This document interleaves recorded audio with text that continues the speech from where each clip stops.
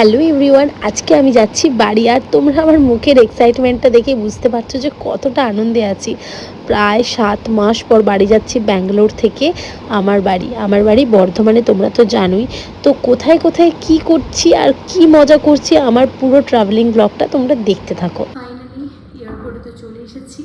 আর কি আনন্দ লাগছে, কি বলবো, বাড়ি যাচ্ছি। এত আনন্দ বলে বোঝাতে পারছি না। এইদিকে আমি জমা দিয়ে দিচ্ছি সব, শুধু আমার এই ব্যাগটা আছে, আর এইদিকে এইটা আমি হ্যান্ড ট্রলি হিসেবে নিয়ে যাব।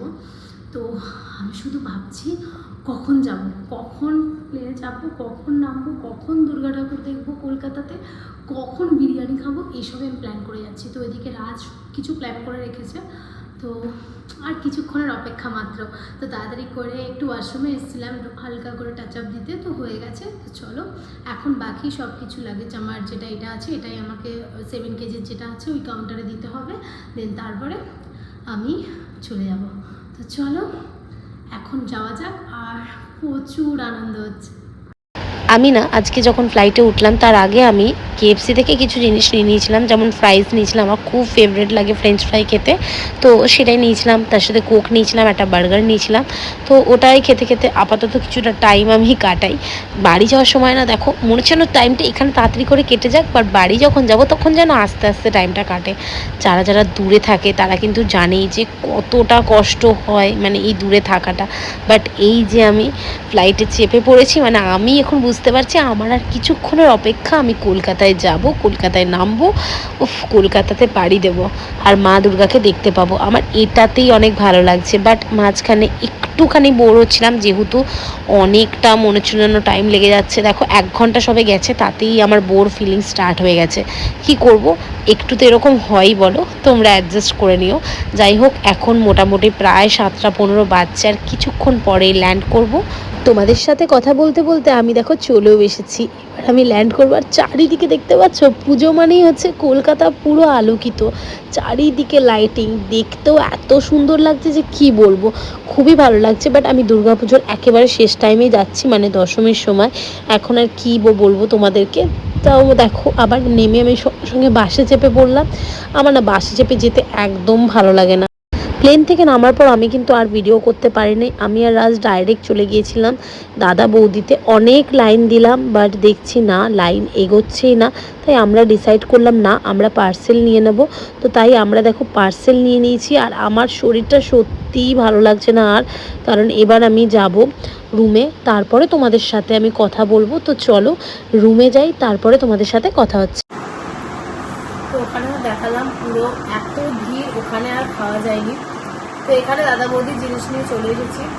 শরীরটাও খারাপ করছিল রাস্তা আসার সময়। এখানে ফিশ ফ্রাই আমাদের অর্ধেক খাওয়া গেছে, আমাদের মনে পড়েছে ভিডিও করছিলাম, ভিডিওটা করতে হবে। তো যাই হোক, এখানে দাদা বৌদির ইয়েটা আছে, আর বিরিয়ানি ওখানে আছে। বিরিয়ানিটা যখন ঢালবো, বিরিয়ানিটা খেয়ে এতদিন পরে একটু শান্তিটা তোমাদেরকে দেখাবো। এতদিন ব্যাঙ্গালোরে ছিলাম, তো কী যে মিস করেছি বিরিয়ানি, আর স্পেশালি দাদা বৌদিকে।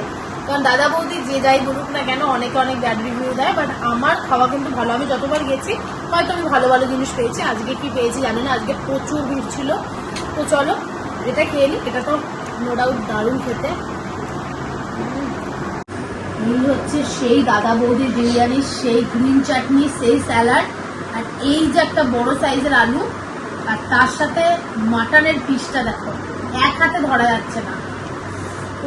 কিন্তু আজকে একটু জুসি ভাবটা একটু কম আছে, যেহেতু আমরা এসেছিও তো অনেকটা দেরি করে, পার্সেল করে নিয়ে এসেছি। একটু আমি রাজকীয় একটা বাইট, যেটা হচ্ছে আলু নিয়েছি, এটা নিয়েছি। আর আমি পেঁয়াজ খেতে অত ভালোবাসি না, আমার স্যালাডের খেতে অত ইন্টারেস্ট নেই, এটাই খাচ্ছি।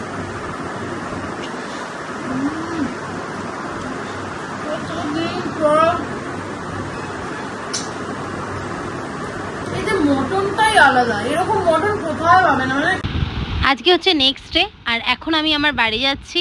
বাট রাজ না কালকের বিরিয়ানি ভিডিওটা পুরোটা নিল না। আমি ভেবেছি মনে আরেকটু বেশি করেছে, আমি আরেকটু বক বক করেছি, বাট সেটা রাজ নেয়নি। তো এখন রাজই আমাকে ছাড়তে যাচ্ছে বাড়ি যাওয়ার জন্য। তো আমি তো খুব খুশি। তো আপনি কতটা খুশি হয়েছেন? অনেকটা। হাত করে দেখান কতটা। ও এতটা খুশি হয়েছেন মাত্র, আচ্ছা। তো আপনি যাচ্ছেন, আমাকে রাজ আজকে নিয়ে যাচ্ছে বর্ধমান। বর্ধমানে আপনার কি আছে স্যার? শ্বশুরবাড়ি আছে। কোথায় আপনার শ্বশুরবাড়ি? আর শ্বশুরবাড়ি হচ্ছে হ্যাঁ বলুন স্যার। যাই হোক স্যার এখন নিয়ে যাচ্ছে, চলো যাওয়া যাক। এরপরেই আমরা দুজন মিলে গান গাইতে গাইতে খুব সুন্দরভাবে তাড়াতাড়িভাবেই রাজ আমাকে পুরো বর্ধমানে নিয়ে পৌঁছে গেছে। প্রায় আর একটুখানি রাস্তা আছে, তারপরেই আমরা পৌঁছে যাব। খুব আনন্দ হচ্ছে, বাট বাড়িতে গিয়ে কতটা ভিডিও করতে পারবো আমি জানি না, যেইটুকুনি পারবো করব, কারণ ভিডিও করাতে আমাকে কিন্তু কেউই হেল্প করবে না, কারণ সবাই আমাকে দেখতেই ব্যস্ত থাকবে। তো চলো বাড়িতে গিয়ে একেবারে কথা হচ্ছে। 2000 years later. তো কতদিন পর এখানে এসেছি। মা কচু শাক করেছে, ইলিশ মাছের মাথা দিয়ে যেরকম করে আমাদের বাঙালিদের, তারপর কচু বাটাটা যেটা খাওয়া হয়ে গেল আমার, ওটাও দারুণ লাগে। এদিকে ঝুরঝুরে আলু ভাজা আছে, ডাল আছে, ইলিশ মাছ আছে, ওইদিকে চিংড়ি মাছ আছে, আর মাটনটা এখনও আসবে, এদিকে চাটনিও আছে, আর এই তো রাজ খাচ্ছে। কেমন লাগছে? তো চলো আমরা এখন খাবার টাবার খেয়ে নিই। রাজ তো একটু আগে আমাকে ছেড়ে দিয়ে গেল, আর খুব এনজয় করছি বাড়িতে এসে, খুব ভালো লাগছে। মায়ের সাথে অনেক গল্প করলাম, অনেক আড্ডা দিলাম, মাকেও দেখাচ্ছি সবাইকে। আর তার আগে আমি একটু আমার নিউ রুমটা একটু ডেকোরেশন করেছি, কিছুটা একটু দেখিয়ে দিচ্ছি তোমাদেরকে, তোমরা দেখে না। এই দেখো রুমটা আমি ডেকোরেশন করেছি, এত স্টিকার সব কিছু আমি লাগিয়েছি, একটুখানি অন্য টাইপের লাগছে, বাট আমার বেশ ভালো লাগছে। এগুলো কিছু কিছু মানে যে রিটার্নগুলো আমার পছন্দ সেগুলো আমি সব অর্ডার দিয়েছিলাম, এগুলোই সব লেখা রয়েছে। এই দিকে রয়েছে একটা শোপিস, এই দিকে সিনচ্যান আমার খুব ফেভারিট বলে আমি এখানে লাগিয়েছি, এখানে রাধাকৃষ্ণ লাগিয়েছি, আর একটা আমার যেটা প্রেমানন্দ মহারাজ, খুবই আমার পছন্দের একজন মানুষ উনি, তো ওনার ফটো লাগিয়েছি। এইদিকে এখন ডাইনিংয়ে বসে আছি, আমি আমাদের সাথে গল্প করছি। তো একটু পরে মায়ের কাছে যাব, তো দেখি মা কী করছে। মা এখন একটু রেস্ট নিচ্ছে, কারণ মা অনেক খাটাখাটনি করেছে, অনেক রান্নাবান্না করেছিল, দেখলেই কত রান্নাবান্না করেছিল। তো রাজও চলে গেল, তো এখন তো আমি বাড়িতে খুব এনজয় করবো সবার সাথে। তো মাকে বললাম না কি দাঁড়াও তুমি একটু রেস্ট নিয়ে নাও, তারপরে তোমার সাথে কথা বলবো আরও অনেক। তো মা রেস্ট নিক, তারপরে আমি মায়ের সাথে কথা বলবো, আর তোমাদের সাথে মায়ের একটু আলাপ পরিচয় করিয়ে দেবো। তো চলো তোমরা ভিডিওটা দেখতে থাকো, আই থিঙ্ক তোমাদের খুব ভালো। এই মা একটু আগে ঘুম থেকে উঠলো, তো এখন মায়ের কাছে নিয়ে এসছি। তো এই যে বাড়িতে এসছি, তোমার কীরকম লাগছে বলো? আমার সোনামা বাড়িতে এসেছে, আমার ঘর আলো হয়ে গেছে। তো আর দিয়ে আর কেমন লাগছে? সকাল থেকে তো রান্না বান্না করলে, কত কি খাওয়ালে। হ্যাঁ, আরও বাবা রাত্রিবেলায় করবো। তুমি কী কী ভালোবাসো বলো, ওখানে তো সেরকম ভালো খাওয়াই হয় না তোমার। হ্যাঁ, আসলে মাছ ভাজাটা খেতে ভালোবাসি, তো মা মাছ ভাজা, ডাল, ভাত এইসবই করছে বেশি করে, কারণ মাছটা খাওয়াই হয় না, ওখানের মাছ আমার ভালো লাগে না। তো যাই হোক, এখানে বৃষ্টিও এসছে, বৃষ্টি মোবাইল ঘাটছে। বৃষ্টি কিছু বলার আছে আপনার? না, এমন কিছু বলার নেই। দিদি এসছে, খুব খুশি হয়েছি, অনেকদিন পর দেখা হলো, হ্যাঁ, মানে খুবই আনন্দ। আর এই করতে করতে এখন আমরা সব গল্প করছি এখানে।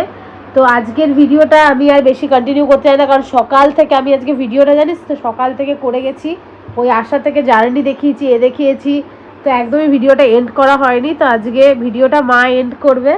তো ভিডিও এন্ডে মা বলো, সবাইকে বলে দাও যে যদি ভিডিওটা ভালো লেগে থাকে তাহলে ভিডিওটাতে লাইক করতে বলে দাও, ভিডিওতে লাইক করবে আর কি, আর চ্যানেলটা সাবস্ক্রাইব করবে। চ্যানেলটা সাবস্ক্রাইব যদি ভিডিওটা ভালো লেগে থাকে তোমাদের, তাহলে লাইক করবে ভিডিওটা, আর চ্যানেলটা সাবস্ক্রাইব করে দেবে। তাই করে দেবে। তো চলো আজকের মতন তাহলে ভিডিওটা এখানে এন্ড করছি, কারণ আমরা এখন অনেক গল্প করবো, অনেক মজা করবো। চলো টাটা বাই বাই। আর মা আজকে ভিডিওটা এন্ড করলো, চলো বাই।